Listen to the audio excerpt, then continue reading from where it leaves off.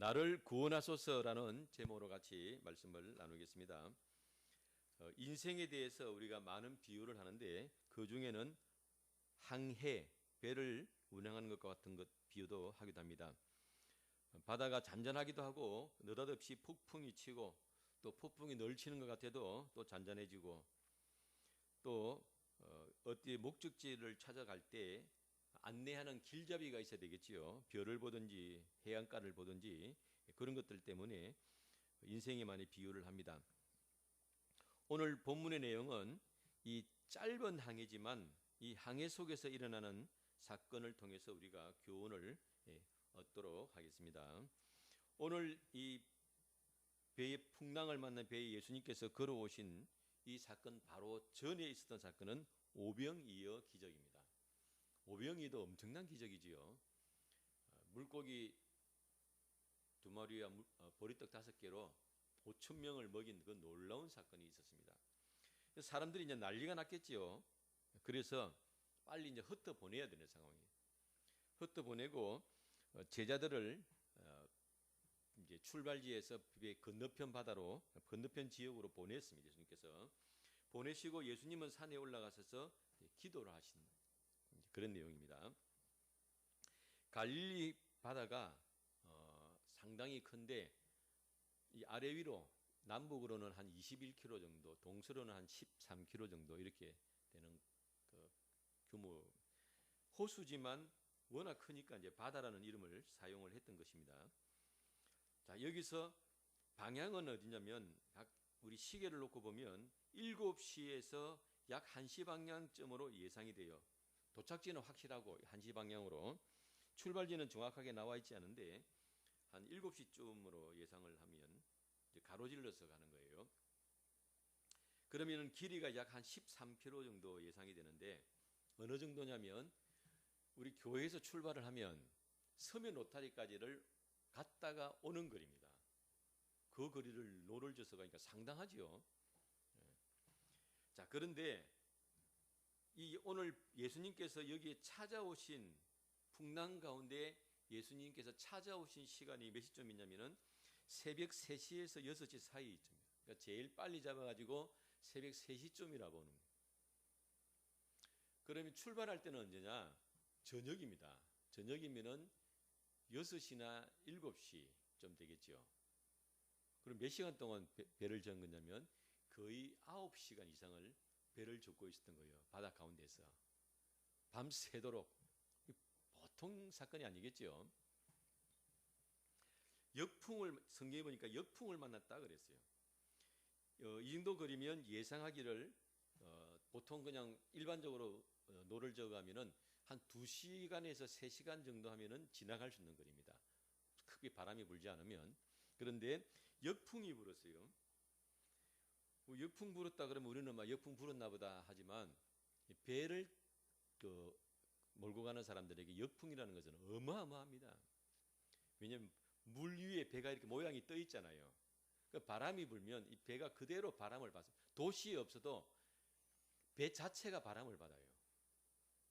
여러분이 길거리 지나가다 보면 자전거 타는 분들 복장이 좀 보면 뭐 저렇게 자전거를 타나, 완전 스타킹도 아니고 그렇게 타는 이유가 왜 그런냐면 자전거 하나를 타도요 이 바람의 영향을 받아요. 그러니까 뭐 배는 엄청나겠지요. 역풍이 얼마나 힘드냐면 저는 기억 중에 하나가 제가 우리 계금에서 저기 낙동강 건너가지고 출퇴근할 때가 있었어요.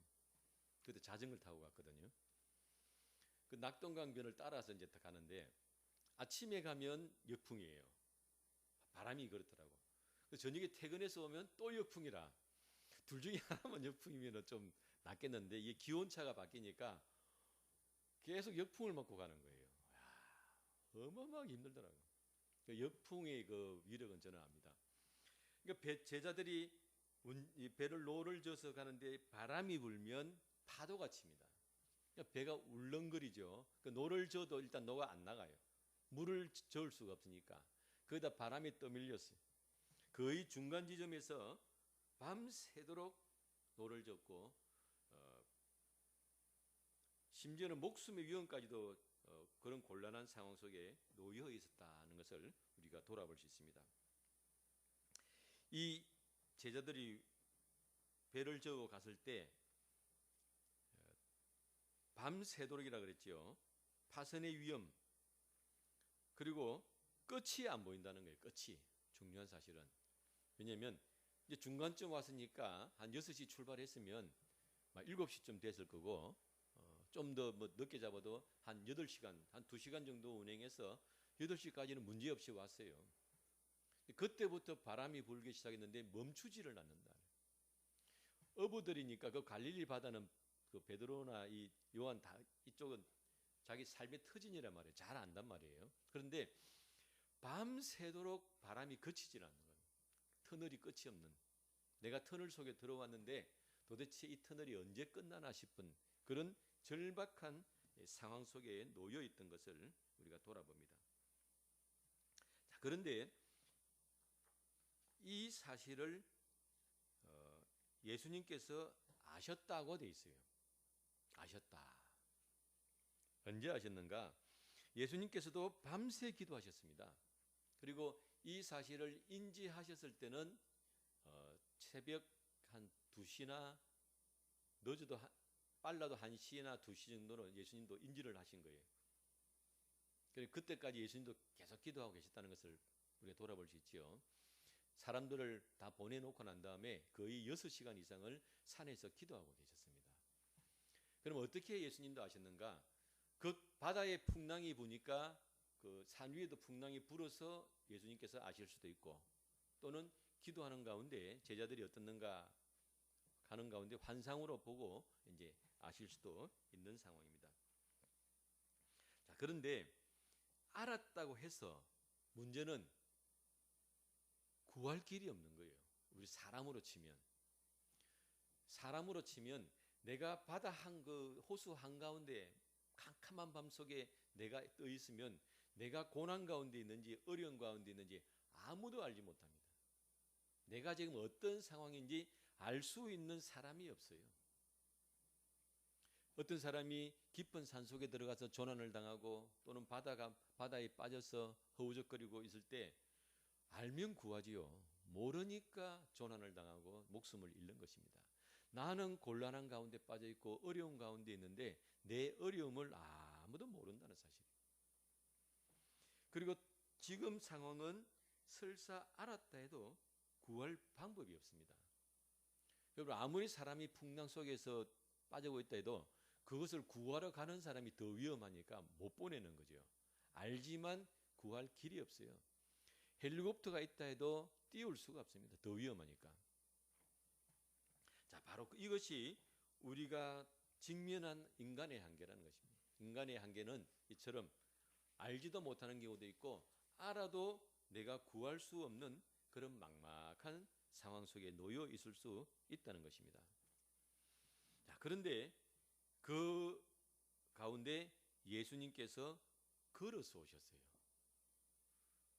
그건 우리가 답을 다 이제 스토리를 알고 내용을 알고 보니까 예수님께서 무리로 걸어오셨나 보다 이렇지만 그 제자들의 입장에서 생각해 보면 상상을 못하는 거죠.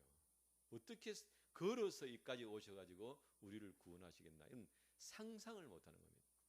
성경에는 그런 기록들이 군데군데 있습니다. 우리의 상상을 뛰어넘는, 내 눈앞에 보이지 않던 문들이 갑자기 보이면서 문이 열리는 그런 기록들이 있습니다. 이스라엘 백성들이 애굽에서 나와서 홍해 앞에 머물렀을 때 뒤에서는 바로 군대들이 잡으러 오는 상황, 앞에는 바다가 가로막고 있습니다. 그런데 그 바다를, 깊은 바다를 가르고 지나간다고 상상이나 했겠습니까? 이처럼 믿음의 삶 속에는 우리가 상상하지 못하는 일을 하나님께서는 이루어 주실 수 있다는 사실을 우리는 믿어야 될 줄로 믿습니다. 자, 예수님께서 제자들이 풍랑 가운데에서 고난당하고 있다, 어려움 가운데 있다는 것을 인지하시고 그 다음에 제자들 앞에 나타나실 때는 시간이 걸립니다. 시간이 5km를 잡아도 우리가 걸어서 가면 한 1시간에서 2시간 사이의 걸음을 걸어야만 도착할 수 있는 거예요.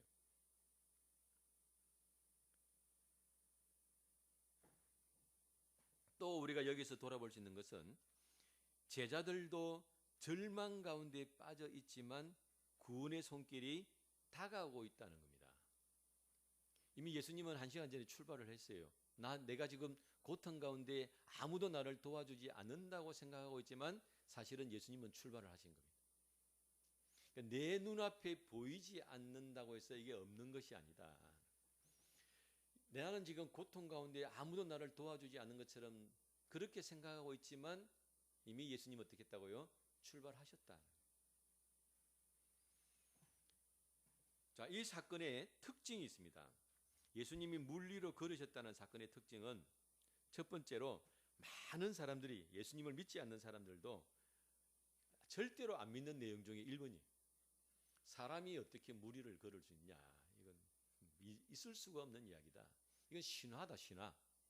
신화라는 것이 뭡니까? 인간 속에서 일어나는 작은 어떤 일을 뻥튀기를 해가지고 마치 신이 한 것처럼 과장해서 표현하는 것이다. 이렇게 이제 표현하는 것이죠.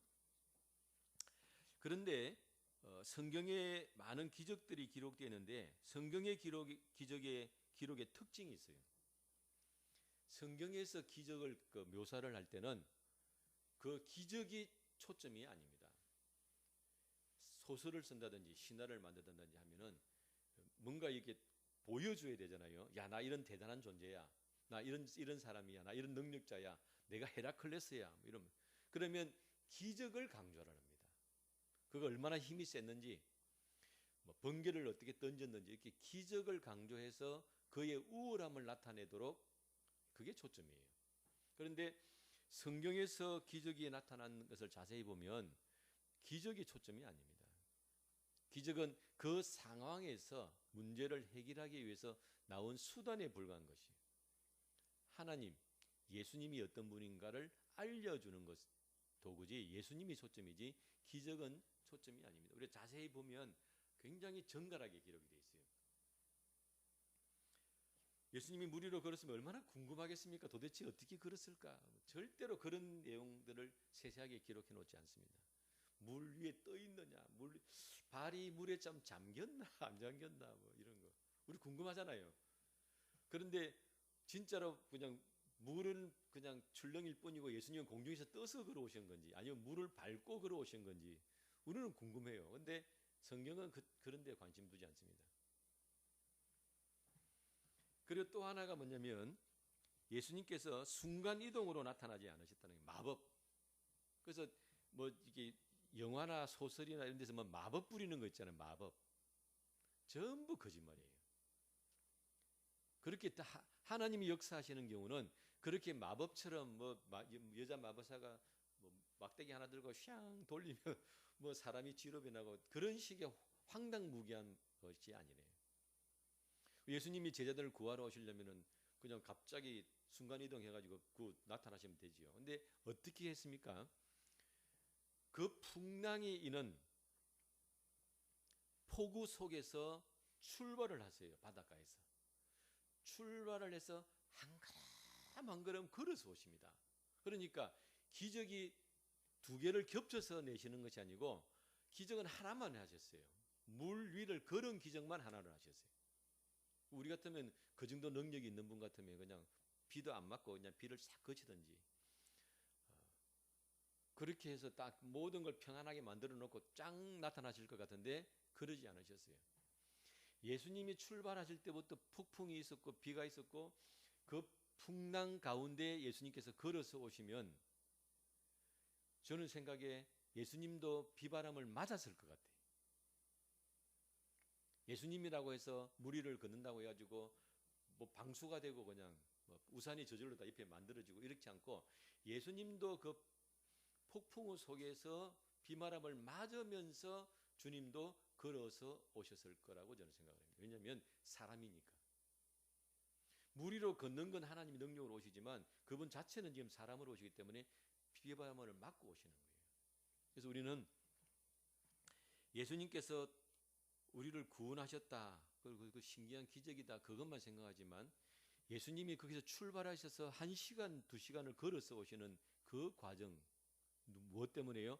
고난받고 있는 제자들을 구원하시기 위해서 그 과정을 거쳐서 주님도 오셨다는 것을 그 진한 감동이 있는 거예요.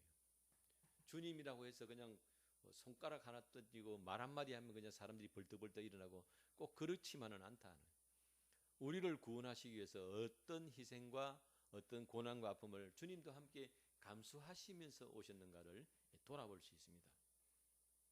자, 이렇게 주님께서는 비바람을 맞으면서 물 위를 걸어서 제자들에게 나타나셨어요. 왜 오셨겠습니까? 제자들이 고난 가운데 있으니까, 고통 가운데 당황하고 있기 때문에.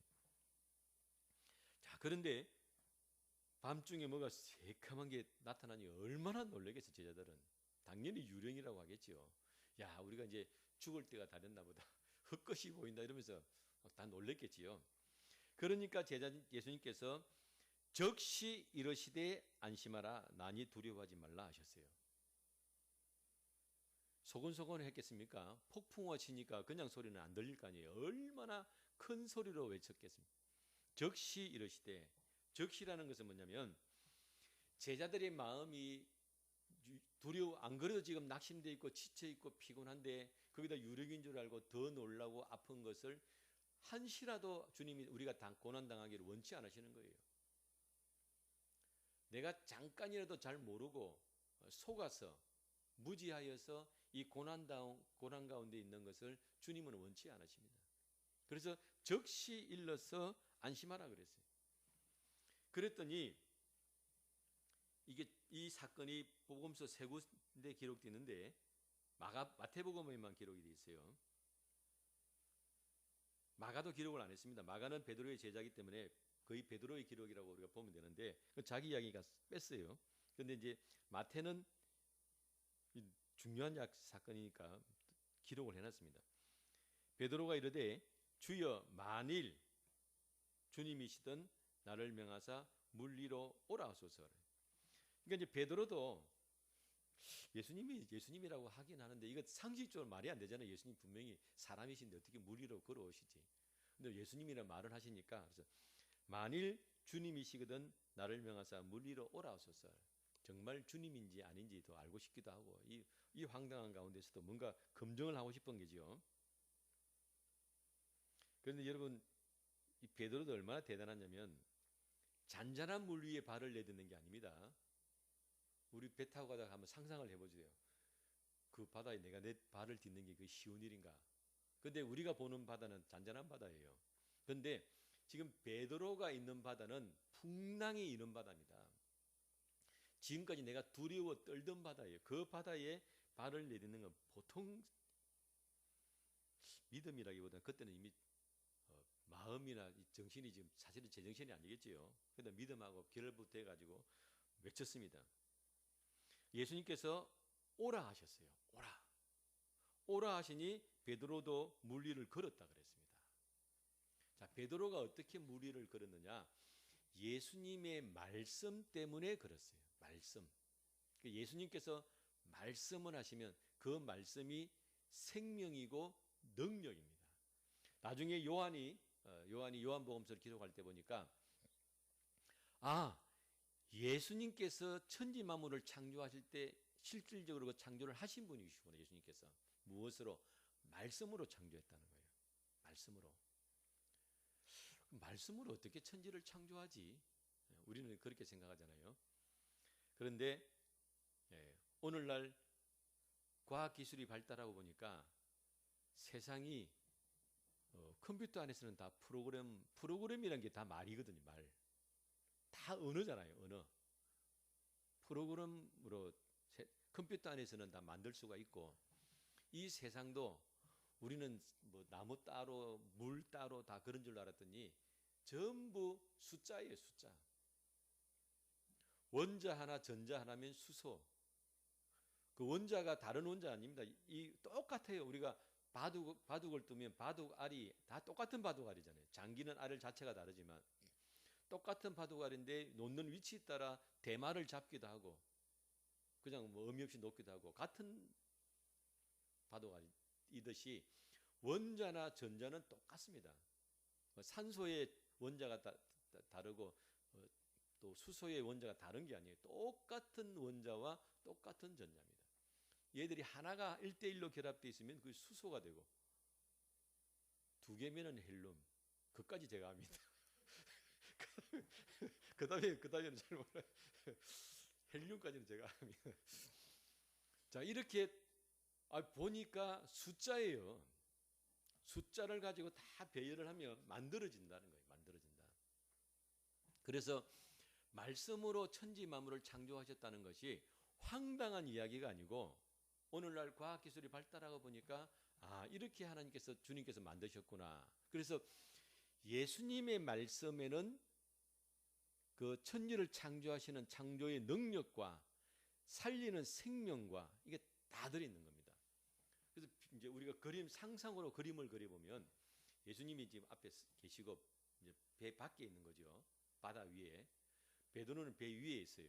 예수님께서 오라 하고 명령을 하실 때 예수님께로부터 베드로에게로 뭐 눈에 보이지 않지만 길이 하나 쫙 만들어지는 거예요.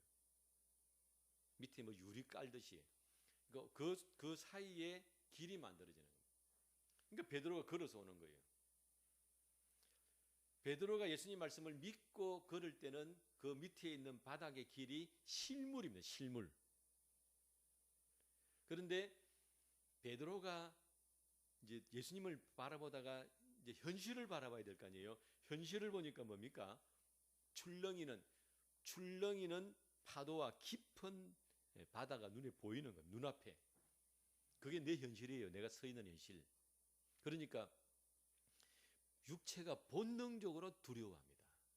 그건 베드로가 모자라서 그런 게 아니고 우리 육신 자체가 그렇게 입력이 돼 있어요. 사람이 높은 가지 위에 올라가면 두려워해야 조심을 하니까 안 죽죠. 높은 가지 위에 올라가는데 안 두려워해, 그럼 떨어져 죽어요. 두려워하도록, 내가 서 있는 자리가 아닌 곳에 있으면 두려워하도록 만들어 놓으신 겁니다. 베드로가 당연히 물 위에 있으니까 두려워하죠. 그러니까 두려워하는 순간에 마치 그 주님과 나 사이에 길이 깔려 있던 것이 설탕이 녹듯이 살살살살 녹아서 없어져 버리는 거예요. 믿음이 떨어지는 순간에 그 실물이 사라지는 거예요. 그러니까 베드로가 빠지는 거죠. 우리가 믿음으로 세운 것은 완전한 실물이 아닌 거예요. 그러니까 내가 걸어가면서 만든, 내가 땅을 딛고 있는 바다, 흙바닥, 그리고 내가 뭐 만지는 나무, 뭐 칼 또는 뭐 숟가락, 이런 거는 내가 믿든 안 믿든 똑같이 실물이죠. 똑같은 실물입니다. 그런데 믿음으로 만들어진 실물은 그게 믿음의 근거를 하고 있어요. 내가 믿으면 그게 실물입니다. 숟가락 만지듯이 실제로 나에게 존재를 하는 거예요. 그런데 그 믿음이 무너지면 그 숟가락이 흐물흐물흐물 하면서 사라져버려요. 믿음은 바라는 것들의 실상이라 그랬어요. 그래서 믿음으로 만들어져 있는 것은 믿음의 근거를 했기 때문에 믿음이 무너지면 같이 무너져버려요. 저는 학생 때 이제 예수님을 믿으면서 그게 좀 싫었어요. 어떤 게 싫었냐면 막 병 고치고 기도하고 이렇게 기도를 해놓고 병을 고쳤어요. 기도해서 병을 고쳤는데 믿음을 잘 안 가지고 신앙생활 기하려면 병이 재발을 하는 거예요. 그게 그럼 좀 불완전하게 고친 거 아이가? 약 먹고 고쳤으면 딱 떨어져 버려야지. 뭐 좀 믿음 생활 잘못했다고 왜 재발을 하냐? 그럼 불완전한 건 아니냐? 이렇게 생각을 했단 말이에요. 맞아요. 우리가 약이라든지 수술이라든지 이런 물리적인 가지고 치료를 한 건 그 물리적으로 한 것이기 때문에 그대로 남아 있지만 믿음으로 한 것이기 때문에 내 믿음이 떨어지면 그 믿음도 같이 실물로 같이 무너져 버리는 거예요. 그러니까 그거는 우리가 생각할 때 괜히 했네, 또 뭐 불완전한 건 아니냐, 이렇게 생각될 수도 있습니다. 그러나 온전한 믿음이면 그것을 계속해서 실물로 유지해 갈 수 있는 능력을 갖는 거예요. 그래서 나의 믿음을 키우기 위해서 주님께서 그렇게 역사하신다는 것을 돌아볼 수 있습니다. 씨 뿌리는 비유에도 보면 씨를 뿌리러 나갔는데 어떤 것은 가시떨기에 뿌려져 있고 어떤 것은 옥토에 뿌려졌다 그랬어요. 그러면 옥토 밭이 다르고 가시떨기 밭이 다르냐? 그 밭은 똑같습니다. 옥토든 가시떨기든 밭은 똑같아요. 근데 왜 하나는 옥토가 되고 하나는 가시떨기가 되느냐? 거기에 자란다 그랬습니다. 뭐가? 가시덤불이 자라는 거예요. 가시덤불이 자라서 자라는 씨가 자라는 기운을 덮어버린다 그랬죠. 그게 이제 가시밭인데, 그런데 그 자라는 가시가 뭐냐? 예수님이 뭐라 그랬습니까? 세상의 염려와 근심과 재리의 유혹이다 그랬습니다. 여러분, 세상의 염려와 근심과 재리, 유혹이 실물입니까? 실물이 아니죠. 실물이 아니에요. 뭐예요? 그러면 내가 그렇다고 믿는 거예요. 내가 그렇다고 믿으니까 가시가 되는 거예요.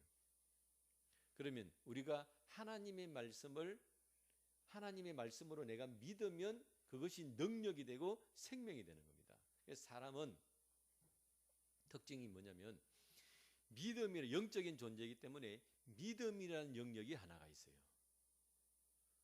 동물은 눈에 보이는 대로입니다. 눈에 보여서 얘가 덩치가 크면 네가 이기겠구나. 내가 덩치가 작으니까 내가 지구나. 그래서 동물 둘이 만나면 일단 처음부터 싸움을 가능하면 안 하지요. 그래서 목소리가 누가 크냐 뭐 그러고 날개를 펴든지 어깨를 펴든지 내가 더 크다고 보여줘요. 그러면은 일단 둘이서 싸우지 않고 재보고 얘가 더 크구나 그러면 그럼 알아서 꼬리 내리고 도망가는 거죠. 근데 사람은 희한하게 사기꾼도 뭘 뒤집어 씌워놓으면 이거 뭐 대통령을 우리가 보게 되고 그런다고. 그 어떤데 어떤 사람은 그거 야 저 사기꾼이야 이렇게 보는 사람이 있고 어떤 사람은 뭐야 뭐 대단한 좀 영웅인데 이렇게 보는 사람이 왜 그럴까요? 그렇다고 믿는 그 능력을 사람은 가지고 있는 거예요. 사람 속에 그게 들어있다 이 말이에요. 영적인 존재이기 때문에 믿으면 믿는 대로 그게 실물이 되는 거예요. 실물이. 그러니까 베드로에게 예수님께서 오라고 말씀하실 때 주님과 베드로 사이에 믿음의 실물에 쫙 연결이 됐습니다. 베드로가 그 예수님 말씀을 의지해서 걸을 수가 있었습니다. 그런데 의심하는 순간, 믿음이 무너지는 순간에 그 현실의 실물도 같이 무너지고 있는 거예요. 이것은 주님께서 우리에게 주신 비밀과 능력입니다. 성도 예수 믿는 사람이 우리가 이 땅에서 저 천국을 바라보면서 고난 가운데 역경 가운데 왜 남들처럼 그렇게 호의호식하지 않으면서 주님의 말씀을 따라서 믿음을 따라서 살려고 애를 쓰느냐? 그 이유가 뭡니까? 사람들은 눈앞에 보이는 실물을 찾는 거예요. 땅을 사든지 돈을 갖든지 뭐 집을 사든지 내가 병원 가서 치료를 받든지 이건 다 눈에 보이는 것이고 내가 좋을 때나 나쁠 때나 기분이 좋든지 나쁜지 그것은 변함이 없이 그대로 존재를 하는 거죠. 근데 믿음이라는 것은 내가 믿으면 있는 것 같고 믿지 않으면 없는 것 같고. 근데 왜 우리가 이 믿음에다가 투자를 합니까? 시간이 지나면 존재하는 것 같은 물질계는 어떻게 된다고요? 체질이 풀어져서 날아가듯이 다 사라져 버린다 그랬어요. 왜? 숫자로 만들어진 것이기 때문에. 주님께서 천지 만물을 창조할 때 말씀으로 창조되어지고 숫자로 창조되어진 것이기 때문에 그것이 어느 순간을 되면 다 사라져 버린다 그랬어요. 그런데 우리가 믿음으로 만들고 믿음으로 헌신하고 믿음으로 실물을 만들어 놓은 것은 마지막 주님이 재림하실 때에 불로 도장 떼듯이 팍 찍어버려요. 그러면 허물허물한 도자기 처음 막 빚어놓으면 허물허물 하잖아요. 만지면 부서지고 손때 묻고 찌그러지고. 그런데 그 도자기를 불에 구워요. 불에 구우면 유약을 발라서 구우면 단단해집니다. 저는 한 번씩 화분 옮긴다고 이렇게 들 때 보면요, 그 무거운 화분을 손 몇 개로 해가지고 그 살짝 잡았는데 안 부러지더라고. 야, 도자기가 단단하긴 단단하구나. 불에 구워서 그 도자기는 어떤 환경에도 바뀌지 않는 단단한 물질이 되는 거예요. 세상에 있는 그냥 물질로 만들어진 것은 그게 영원할 것 같지만 주님의 재림하실 때는 다 풀어져서 사라져 버립니다. 그런데 우리가 믿음으로 주님 말씀을 붙들고 믿음으로 만들어 놓은 세상, 그 믿음으로 만들어 놓은 세상이 나중에 불로 구워져서 영원히 변하지 않는 진짜가 된다 이 말이에요. 그러니까 주님께서 우리에게 말씀하시는 건 뭡니까? 속지 말라는 거예요. 많은 사람이 넓은 길로 간다. 왜? 당장 눈앞에 보이니까. 당장 눈앞에 땅이 만져지고 돈이 만져지고 집이 만져지고 또 뭐 내 병이 있으면은 그 병을 치료하는 것이 만져지고 눈에 보이고 내가 밥을 안 먹으면 배가 고프고 바로바로 느껴진다 이 말이죠. 그런데 주님 말씀하셨어요. 그건 지금은 맞는데 그건 곧 사라질 것이다.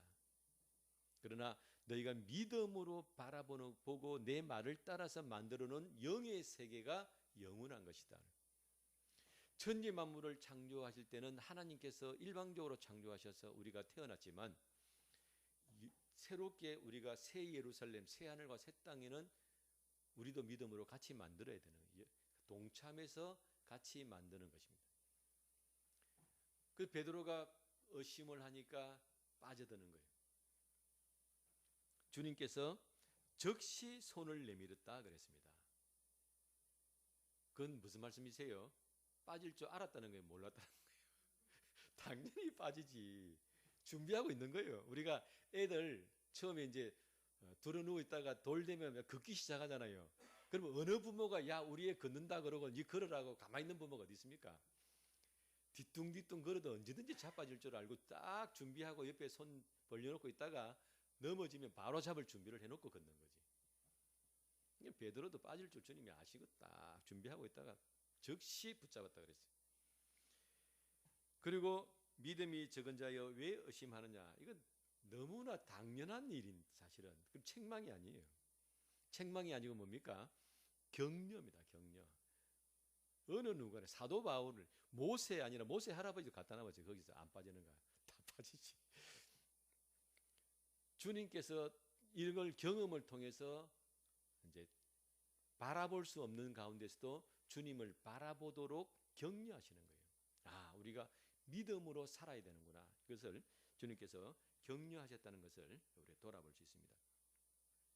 자, 그랬더니 32절 배에 함께 오름에 바람이 그치는지라 그랬어요. 이 참 주님께서 이제사 바람이 그칩니다. 처음부터 바람 그쳐놓고 오셔도 되는데 그렇죠?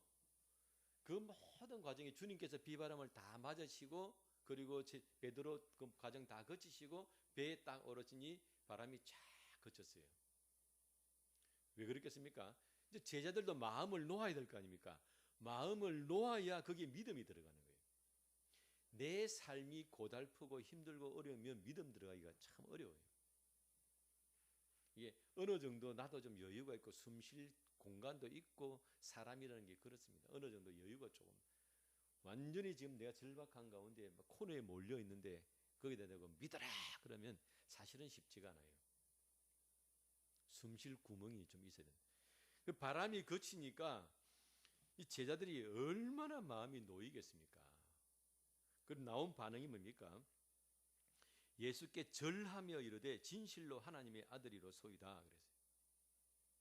절한다는 거 쉽지 않습니다. 사람 앞에다가 절하는 것은 쉽지가 않아요. 왜냐하면 유대인들이거든. 유대인들은 하나님 외에 아무도 절하지 않습니다. 그리고 그것 때문에 목숨 거는 사람들이에요. 그런데 눈앞에 계신 물론 예수님을 하나님의 아들로 믿지만 이때 당시에는 믿음이 약한데 사람인데 그 사람 앞에 절을 하면서 하나님의 아들입니다라고 고백하는 건 결코 쉬운 일이 아니에요. 그 풍랑이 가라앉고 마음의 염려가 이제 근심이 사라지면서 제자들이 뭘 발견한 거예요? 이분이 분명히 우리와 함께 있지만 사람은 아니시구나. 그럼 뭐예요? 하나님이 보내신 분이구나. 하나님의 아들이시구나. 물론 이 믿음도 뒤가 막 흔들려요. 그런데 그 순간에는 예수님이 하나님이 보내신 분이시구나. 하나님의 아들이시구나까지 믿음이 막 자라는 겁니다. 그러니까 풍랑이 계속 치는 가운데 있었기 때문에 그 모든 것을 경험할 수 있는 겁니다. 그 풍랑 가운데 예수님도 풍랑을 맞으시는 거예요. 무엇 때문에?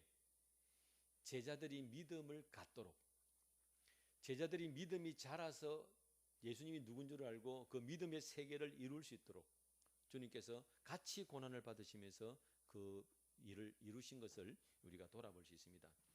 자, 그럼 마지막으로 베드로가 물에 빠질 때 하신 말씀이 한 말이 뭐예요?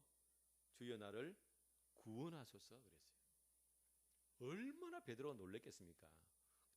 정말 죽을 것 같이 놀랬겠지요. 그 순간에 나를 구원하소서 그랬어요. 자, 베드로가 죽을 것 같은 그 위기를 맞은 것은 무엇 때문에 맞았습니까? 죄를 지었기 때문에 맞았습니까? 믿음이 약간 없어서 맞은 거예요. 안 해도 되는 것. 예수님을 믿고 난 다음에 안 해도 되는 고난인데 남들보다 조금 더 노력하다 보니 당하는 고난이에요. 그런데 그 고난이 죽을 것 같은 고난이 있다는 거예요. 그러니 베드로가 얼마나 큰 믿음을 얻었겠는가 우리가 돌아볼 수 있습니다. 그 배 안에 똑같이 있어서도요, 옆에서 본 사람하고 직접 물에 빠져본 사람하고 그 얻는 은혜와 믿음의 능력이 달라요. 베드로는 주님의 말씀에 한 번 더 도전을 했다가 죽을 것 같은 고난을 당했지만 거기서 새로운 강력한 믿음의 은혜를 얻게 된 것입니다. 그래서 많은 제자들 가운데 베드로가 앞서는 이유 중에 하나는 바로 이런 경험이 있었기 때문이라는 것을 돌아볼 수 있습니다. 우리도 예수님의 말씀을 따라서 나가다가 보면 내가 뭔 죄를 지어서 어려운 고난을 당하는 것이 아니고 믿음 자체 때문에 당하는 고난도 있을 수 있다는 거예요.